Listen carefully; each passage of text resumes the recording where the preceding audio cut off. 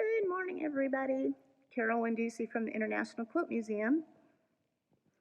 And I am in our exhibition, our West Gallery.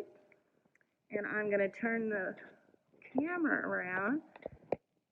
I'm here working on setup of our Nancy Crow exhibition. I'm going to show you some of the beautiful work we have here in the gallery going up. First, we're going to say hi, though. Here I am with Jonathan Gregory. Say hi, Jonathan. Hi, everybody. Jonathan's plotting out our grid wall here. He has been working with me and Emma DeVries, who's around the corner. I can hear her working on something.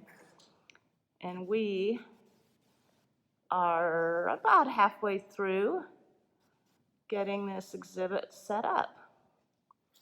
So hope you enjoyed this glimpse of the Nancy Crow exhibit. More to come soon.